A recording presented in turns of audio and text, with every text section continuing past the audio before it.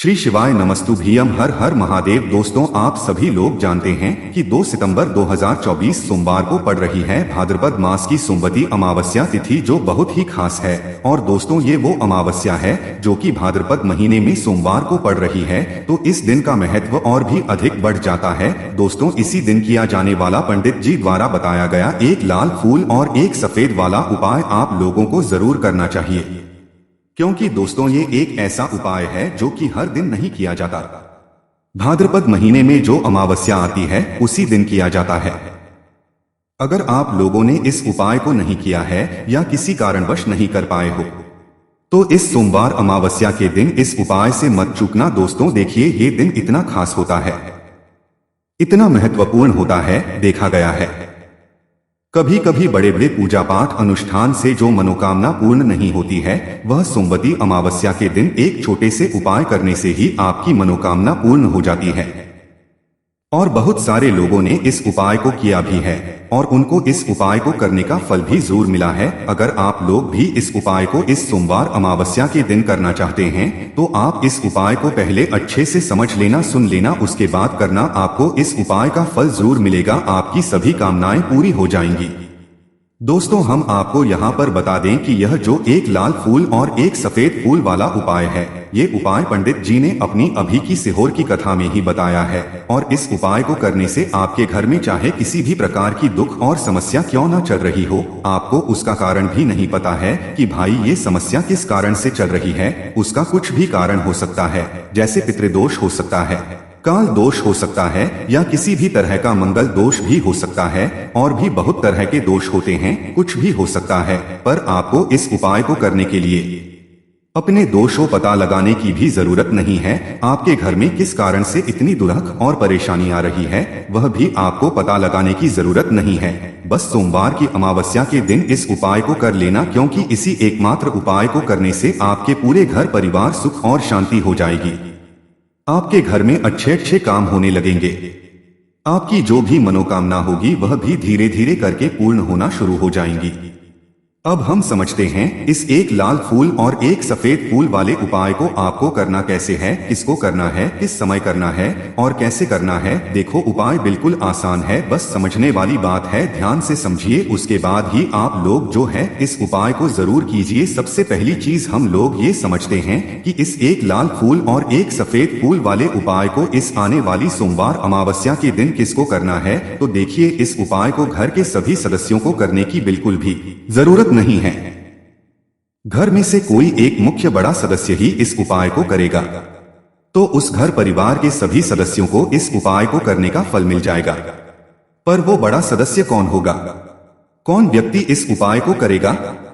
यहाँ पर देखिए, हम आपको बता दें, घर की जो बड़ी माताएं बहनें होंगी, घर की बड़ी माताओं बहनों में से कोई भी एक माता बहन इस वाले उपाय को कर सकती है। अपने पूरे घर परिवार के लिए घर में सभी सदस्यों को इस उपाय को करने की जरूरत नहीं है। मात्र घर की जो बड़ी माताएं बहनें हैं, उनमें से कोई भी एक माता बहन इस वाले उपाय को करेगी, तो उसके घर परिवार के पूरे सदस्यों को इस उपाय का फल मिलेगा। अगर किसी कारणवश माताएं बहनें घर में उपस्थित ना हो, वो इस उपाय को ना कर रही हो, कुछ दिक्कत हो, तो भाई उस जगह पर फिर घर का कोई बड़ा व्यक्ति भी इस उपाय को कर सकता है। माताओं बहनों के कहने का मतलब ये था कि माताएं बहनें घर की लक्ष्मी होती है। जब घर की लक्ष्मी कोई उपाय करती है तो निश्चित ही भगवान शिवाजी बहुत जल्दी प्रसन्न होते हैं और उपाय का फल में बहुत जल्दी और बहुत बड़ा करके भी यहाँ पर देते हैं। तो आप लोग ये बात समझ गए होंगे। अब हम ये बात समझते हैं इस वाले उपाय को करना किस समय है। एक लाल फूल और एक सफेद फूल वाले उपाय को हमें सोमवार के दिन करना किस समय है, तो देखिए, इस उपाय को करने का जो समय है, सुबह का समय भी है और शाम का समय भी है। अब देखिए,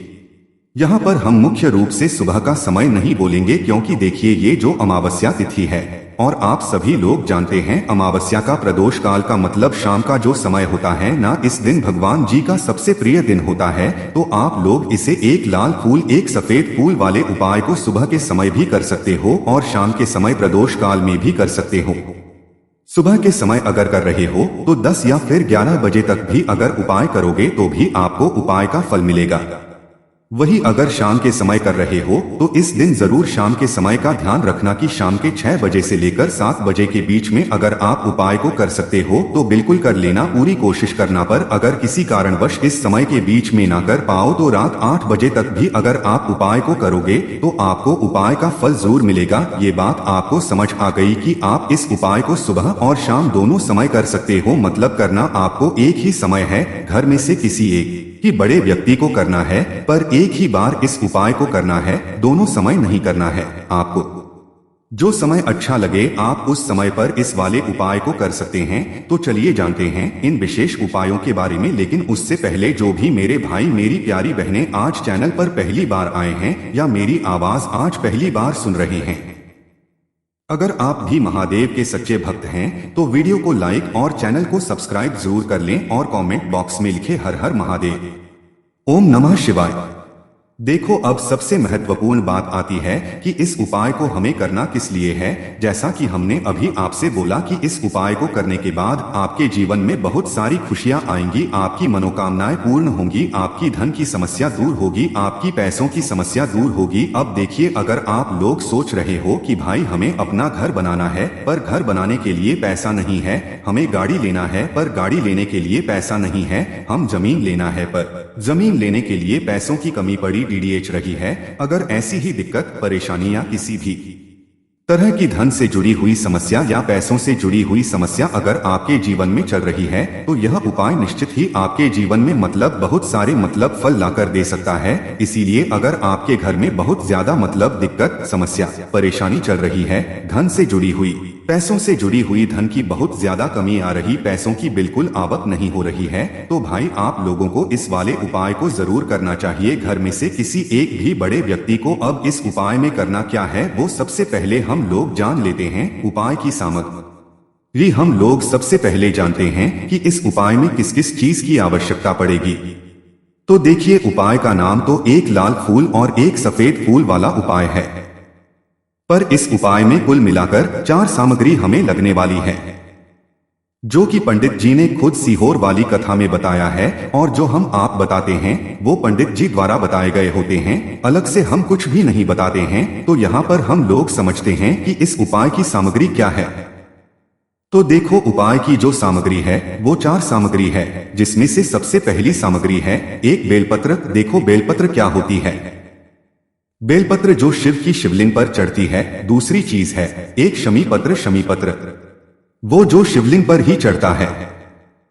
तीसरी चीज है दोस्तों एक लाल फूल, जो का नाम है। तो एक यहाँ पर आपको लाल फूल लेना है। अब ये लाल फूल कौन सा लेना है, देखो शिवलिंग के ऊपर जो लाल फूल चढ़ता हो उनमें से कोई भी एक लाल फूल पसंद कर लेना और वो कहीं से तोड़कर या कहीं से खरीद कर लेकर आना और उस लाल फूल को उपाय में प्रयोग कर लेना। उसके बाद में एक सफेद फूल का विशेष रूप से ध्यान रखना, जो सफेद फूल शिवलिंग पर चढ़ता हो सिर्फ वही सफेद फूल लेकर आना, इसके अलावा कुछ मत लेकर आना, लेकिन केतकी का लेना।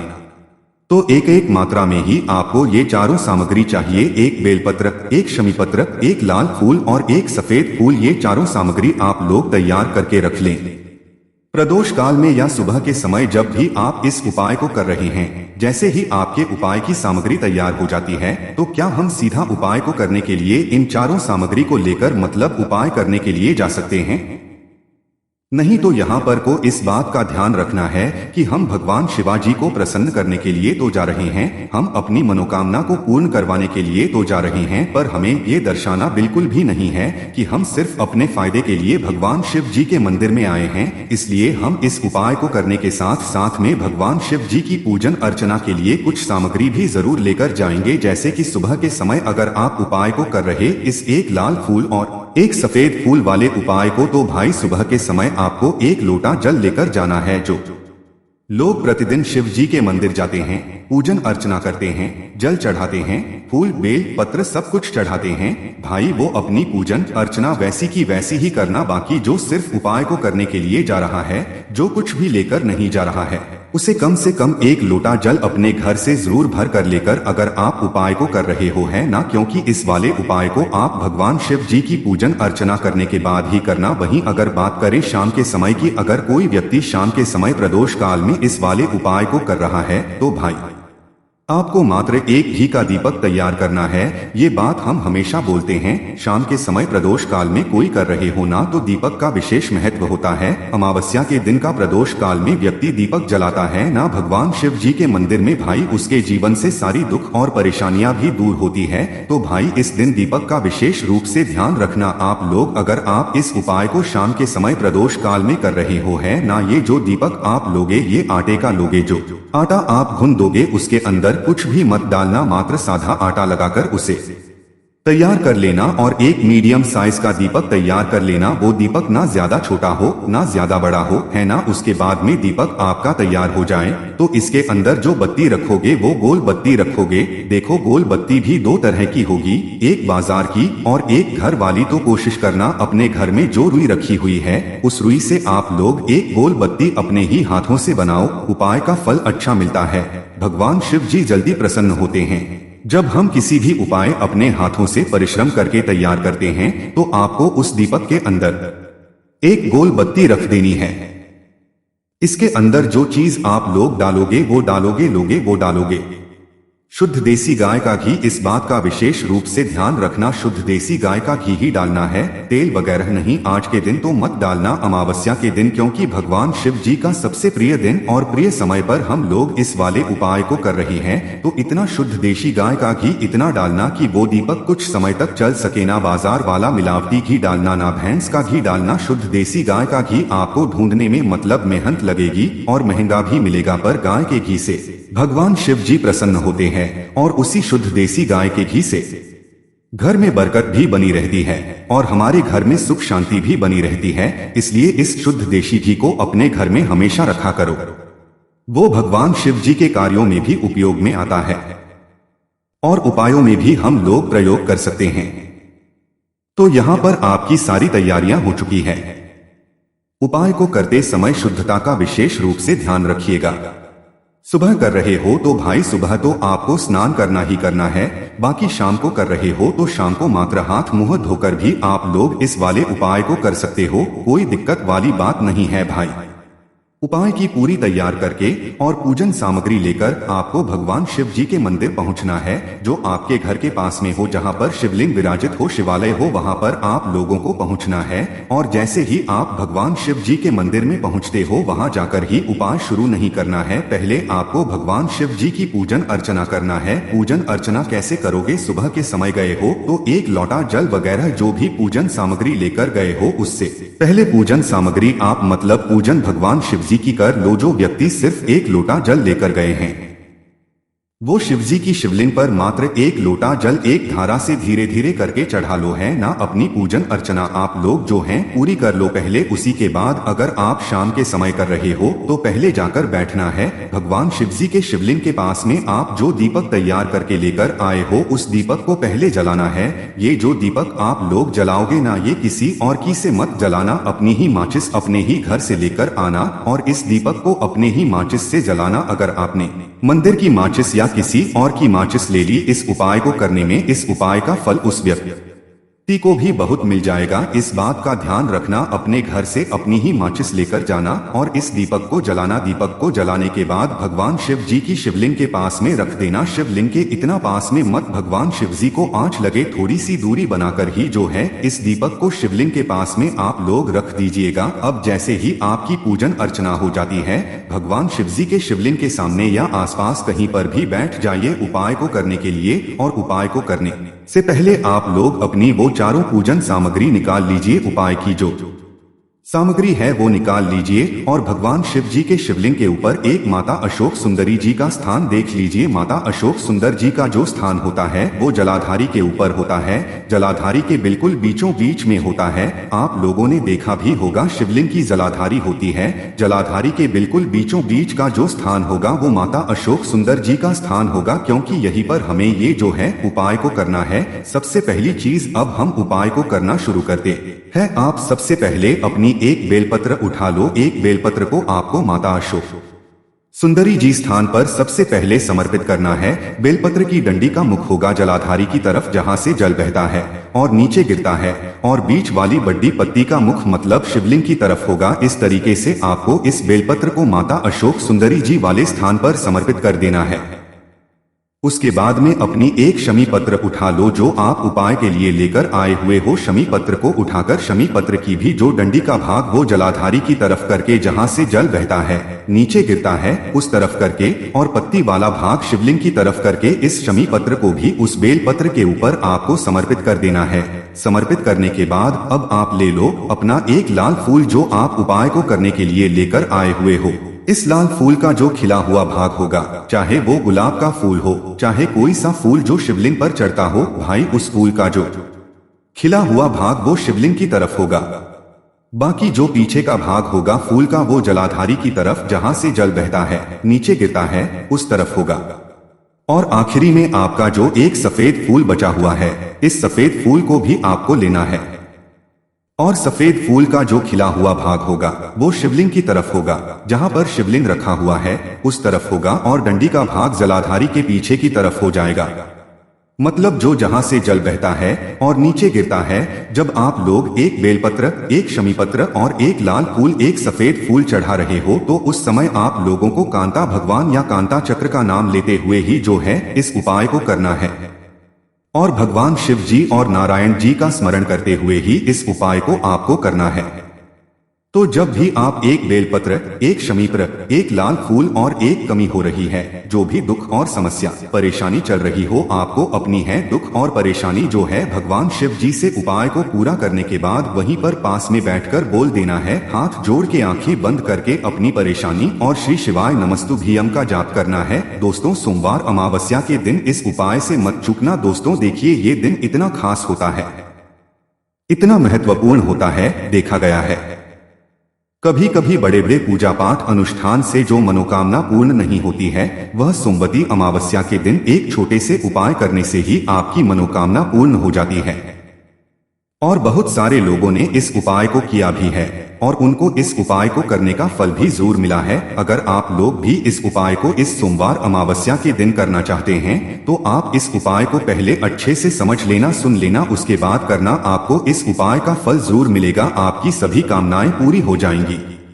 दोस्तों हम आपको यहाँ पर बता दें कि यह जो एक लाल फूल और एक सफेद फूल वाला उपाय है, ये उपाय पंडित जी ने अपनी अभी की सिहोर की कथा में ही बताया है और इस उपाय को करने से आपके घर में चाहे किसी भी प्रकार की दुख और समस्या क्यों न चल रही हो, आपको उसका कारण भी नहीं पता है कि भाई ये समस्या किस कारण से चल रही है, उसका कुछ भी कारण हो सकता है। जैसे पितृदोष हो सकता है, काल दोष हो सकता है या किसी भी तरह का मंगल दोष भी हो सकता है और भी बहुत तरह के दोष होते हैं, कुछ भी हो सकता है। पर आपको इस उपाय को करने के लिए अपने दोषों पता लगाने की भी जरूरत नहीं है। आपके घर में किस कारण से इतनी दुर्हक और परेशानी आ रही है वह भी आपको पता लगाने की जरूरत नहीं है।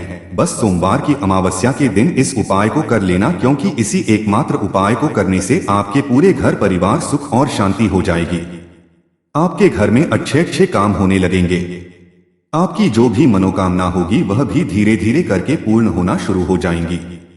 अब हम समझते हैं इस एक लाल फूल और एक सफेद फूल वाले उपाय को आपको करना कैसे है, किसको करना है, किस समय करना है और कैसे करना है। देखो उपाय बिल्कुल आसान है, बस समझने वाली बात है, ध्यान से समझिए, उसके बाद ही आप लोग जो है इस उपाय को जरूर कीजिए। सबसे पहली चीज हम लोग ये समझते हैं कि इस एक लाल फूल और एक सफेद फूल वाले उपाय को इस आने वाली सोमवार अमावस्या के दिन किसको करना है। तो देखिए इस उपाय को घर के सभी सदस्यों को करने की बिल्कुल भी जरूरत नहीं है। घर में से कोई एक मुख्य बड़ा सदस्य ही इस उपाय को करेगा तो उस घर परिवार के सभी सदस्यों को इस उपाय को करने का फल मिल जाएगा। पर वो बड़ा सदस्य कौन होगा, कौन व्यक्ति इस उपाय को करेगा, यहाँ पर देखिए हम आपको बता दें, घर की जो बड़ी माताएं बहनें होंगी, घर की बड़ी माताओं बहनों में से कोई भी एक माता बहन इस वाले उपाय को कर सकती है। अपने पूरे घर परिवार के लिए घर में सभी सदस्यों को इस उपाय को करने की जरूरत नहीं है। मात्र घर की जो बड़ी माताएं बहनें हैं उनमें से कोई भी एक माता बहन इस वाले उपाय को करेगी तो उसके घर परिवार के पूरे सदस्यों को इस उपाय का फल मिलेगा। अगर किसी कारणवश माताएं बहनें घर में उपस्थित ना हो, वो इस उपाय को ना कर रही हो, कुछ दिक्कत हो, तो भाई उस जगह पर फिर घर का कोई बड़ा व्यक्ति भी इस उपाय को कर सकता है। माताओं बहनों के कहने का मतलब ये था कि माताएं बहनें घर की लक्ष्मी होती है। जब घर की लक्ष्मी कोई उपाय करती है तो निश्चित ही भगवान शिवाजी बहुत जल्दी प्रसन्न होते हैं और उपाय का फल में बहुत जल्दी और बहुत बड़ा करके भी यहाँ पर देते हैं। तो आप लोग ये बात समझ गए होंगे। अब हम ये बात समझते हैं इस वाले उपाय को करना किस समय है। एक लाल फूल और एक सफेद फूल वाले उपाय को हमें सोमवार के दिन करना किस समय है। तो देखिए, इस उपाय को करने का जो समय है सुबह का समय भी है और शाम का समय भी है। अब देखिए, यहाँ पर हम मुख्य रूप से सुबह का समय नहीं बोलेंगे क्योंकि देखिए ये जो अमावस्या तिथि है और आप सभी लोग जानते हैं अमावस्या का प्रदोष काल का मतलब शाम का जो समय होता है ना, इस दिन भगवान जी का सबसे प्रिय दिन होता है। तो आप लोग इसे एक लाल फूल एक सफेद फूल वाले उपाय को सुबह के समय भी कर सकते हो और शाम के समय प्रदोष काल में भी कर सकते हो। सुबह के समय अगर कर रहे हो तो 10 या फिर 11 बजे तक भी अगर उपाय करोगे तो भी आपको उपाय का फल मिलेगा।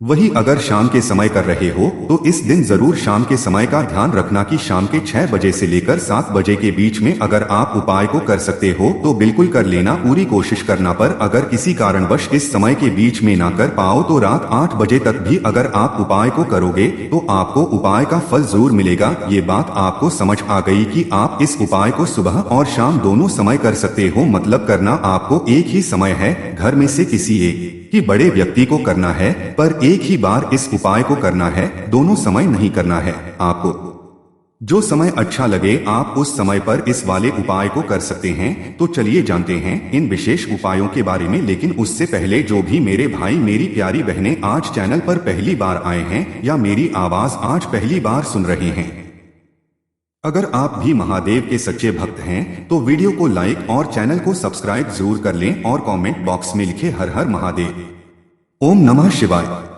देखो, अब सबसे महत्वपूर्ण बात आती है कि इस उपाय को हमें करना किस लिए है। जैसा कि हमने अभी आपसे बोला कि इस उपाय को करने के बाद आपके जीवन में बहुत सारी खुशियां आएंगी, आपकी मनोकामनाएं पूर्ण होंगी, आपकी धन की समस्या दूर होगी, आपकी पैसों की समस्या दूर होगी। अब देखिए, अगर आप लोग सोच रहे हो कि भाई हमें अपना घर बनाना है पर घर बनाने के लिए पैसा नहीं है, हमें गाड़ी लेना है पर गाड़ी लेने के लिए पैसा नहीं है, हम जमीन लेना है पर जमीन लेने के लिए पैसों की कमी पड़ी डीडीएच रही है, अगर ऐसी ही दिक्कत परेशानी या किसी भी तरह की धन से जुड़ी हुई समस्या या पैसों से जुड़ी हुई समस्या अगर आपके जीवन में चल रही है तो यह उपाय निश्चित ही आपके जीवन में बहुत सारे फल लाकर दे सकता है। इसीलिए अगर आपके घर में बहुत ज्यादा दिक्कत समस्या परेशानी चल रही है, धन से जुड़ी हुई पैसों से जुड़ी हुई धन की बहुत ज्यादा कमी आ रही, पैसों की बिल्कुल आवक नहीं हो रही है, तो भाई आप लोगों को इस वाले उपाय को जरूर करना चाहिए। घर में से किसी एक भी बड़े व्यक्ति को अब इस उपाय में करना क्या है वो सबसे पहले हम लोग जान लेते हैं। उपाय की सामग्री हम लोग सबसे पहले जानते हैं कि इस उपाय में किस किस चीज की आवश्यकता पड़ेगी। तो देखिए, उपाय का नाम तो एक लाल फूल और एक सफेद फूल वाला उपाय है, पर इस उपाय में कुल मिलाकर 4 सामग्री हमें लगने वाली है, जो कि पंडित जी ने खुद सीहोर वाली कथा में बताया है। और जो हम आप बताते हैं वो पंडित जी द्वारा बताए गए होते हैं, अलग से हम कुछ भी नहीं बताते हैं। तो यहाँ पर हम लोग समझते हैं कि इस उपाय की सामग्री क्या है। तो देखो, उपाय की जो सामग्री है वो 4 सामग्री है, जिसमें से सबसे पहली सामग्री है एक बेलपत्र। देखो, बेलपत्र क्या होती है।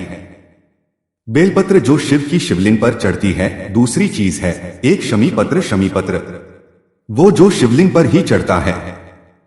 तीसरी चीज है दोस्तों एक लाल फूल जो का नाम है। तो एक यहाँ पर आपको लाल फूल लेना है। अब ये लाल फूल कौन सा लेना है, देखो शिवलिंग के ऊपर जो लाल फूल चढ़ता हो उनमें से कोई भी एक लाल फूल पसंद कर लेना और वो कहीं से तोड़कर या कहीं से खरीद कर लेकर आना और उस लाल फूल को उपाय में प्रयोग कर लेना। उसके बाद में एक सफेद फूल का विशेष रूप से ध्यान रखना, जो सफेद फूल शिवलिंग पर चढ़ता हो सिर्फ वही सफेद फूल लेकर आना, इसके अलावा कुछ मत लेकर आना, लेकिन केतकी का लेना।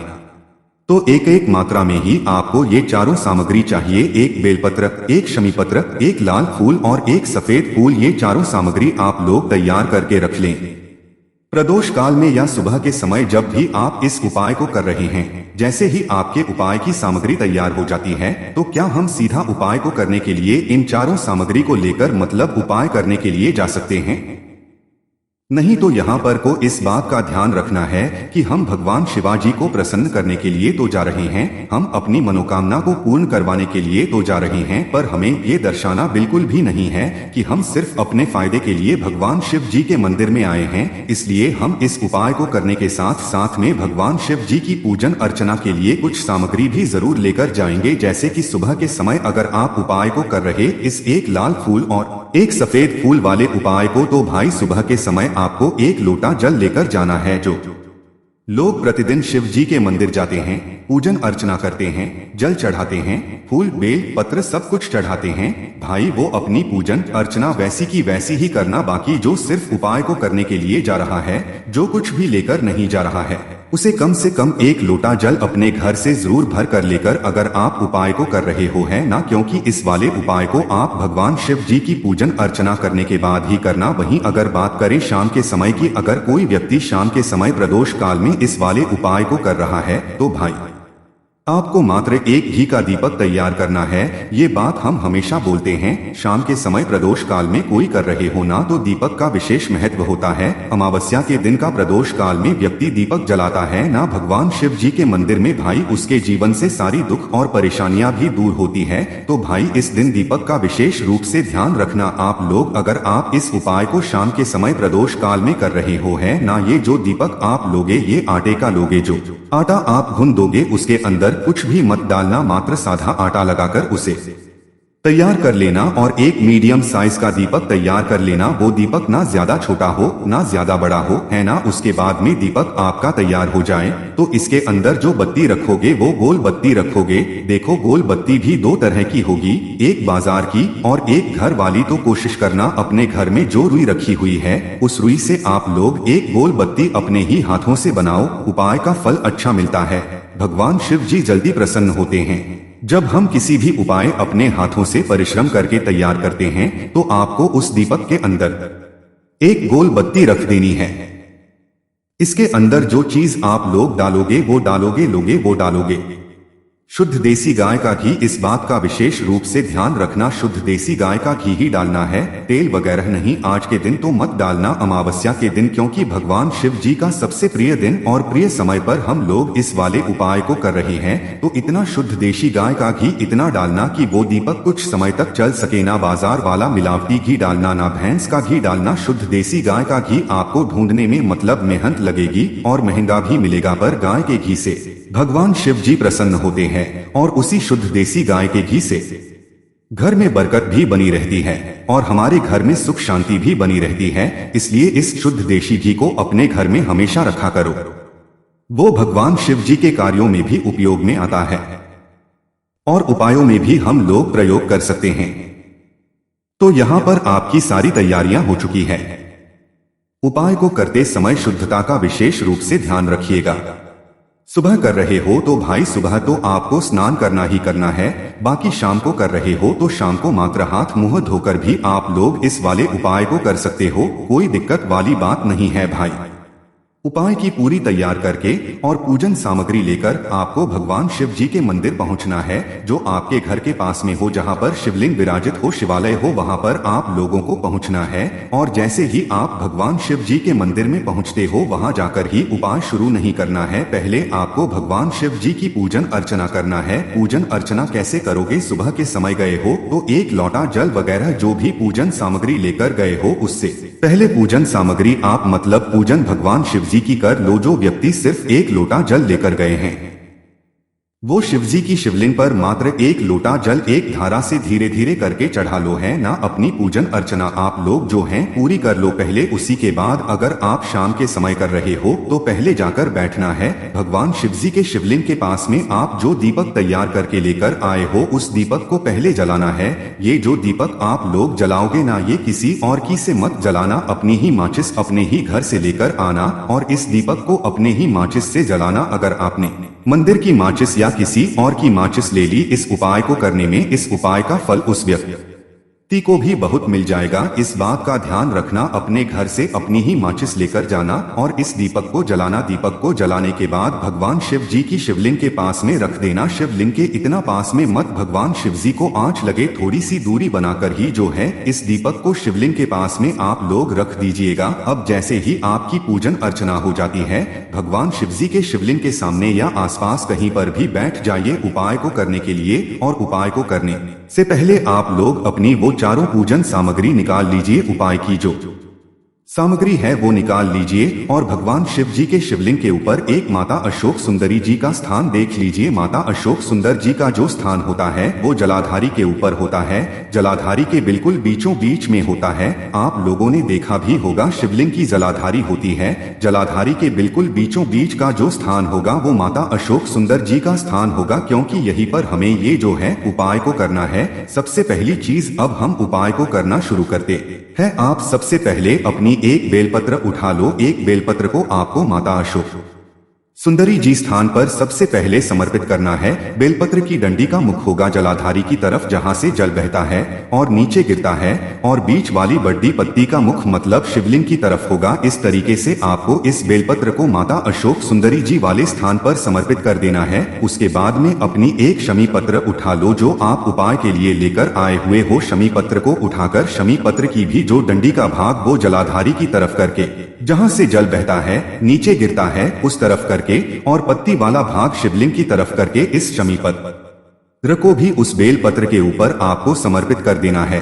समर्पित करने के बाद अब आप ले लो अपना एक लाल फूल जो आप उपाय को करने के लिए लेकर आए हुए हो। इस लाल फूल का जो खिला हुआ भाग होगा, चाहे वो गुलाब का फूल हो, चाहे कोई सा फूल जो शिवलिंग पर चढ़ता हो, भाई उस फूल का जो खिला हुआ भाग वो शिवलिंग की तरफ होगा। बाकी जो पीछे का भाग होगा फूल का वो जलाधारी की तरफ जहां से जल बहता है नीचे गिरता है उस तरफ होगा। और आखिरी में आपका जो एक सफेद फूल बचा हुआ है, इस सफेद फूल को भी आपको लेना है और सफेद फूल का जो खिला हुआ भाग होगा वो शिवलिंग की तरफ होगा, जहां पर शिवलिंग रखा हुआ है उस तरफ होगा, और डंडी का भाग जलाधारी के पीछे की तरफ हो जाएगा, मतलब जो जहां से जल बहता है और नीचे गिरता है। जब आप लोग एक बेलपत्र, एक शमीपत्र और एक लाल फूल, एक सफेद फूल चढ़ा रहे हो तो उस समय आप लोगों को कांता भगवान या कांता चक्र का नाम लेते हुए ही जो है इस उपाय को करना है, और भगवान शिव जी और नारायण जी का स्मरण करते हुए ही इस उपाय को आपको करना है। तो जब भी आप एक बेलपत्र, एक शमीपत्र, एक लाल फूल और एक कमी हो रही है, जो भी दुख और समस्या परेशानी चल रही हो, आपको अपनी है दुख और परेशानी जो है भगवान शिव जी से उपाय को पूरा करने के बाद वहीं पर पास में बैठकर बोल देना है। हाथ जोड़ के आंखें बंद करके अपनी परेशानी और श्री शिवाय नमस्तुभ्यम का जाप करना है।